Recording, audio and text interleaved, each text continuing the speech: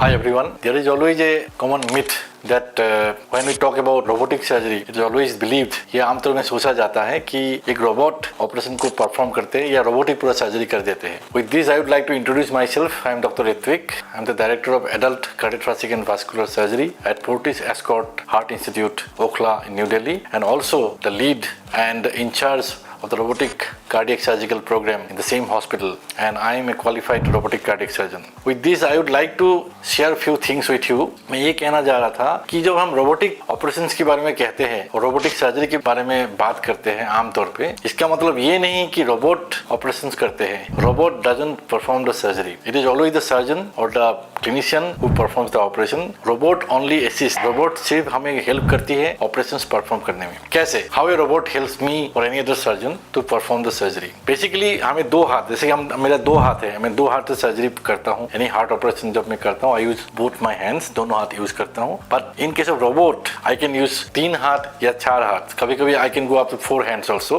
With the same robot. So that's very important to understand. That means my hands are increasing, my movements are increasing. मेरा movement ज़्यादा precise हो रहा है. The areas जहाँ जहाँ मेरा हाथ नहीं जाएंगे, जहाँ जहाँ मैं देख नहीं पाऊंगा, उस जगह पे रोबोट जाएगी और उसके काम अच्छे से करेंगे, प्रिसाइसली करेंगे. That means your robot helps surgeon in doing the surgery more efficiently, more precisely and with minimal tissue trauma.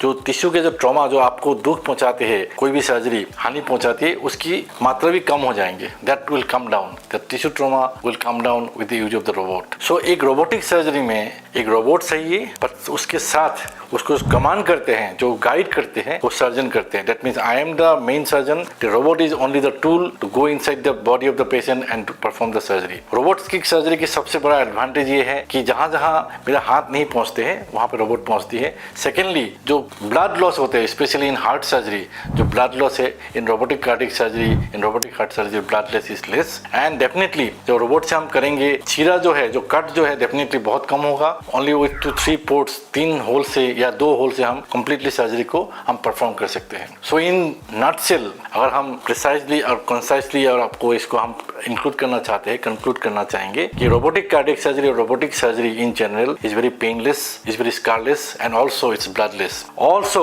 Robotic surgery का सबसे ज्यादा एडवांटेज है that your recovery time is very fast. So is all this I would like to say the robot is a very wonderful tool, but that doesn't mean that robot perform the surgery. Surgery is always performed by a surgeon or a qualified person who is trained for any kind of robotic procedures. Thank you.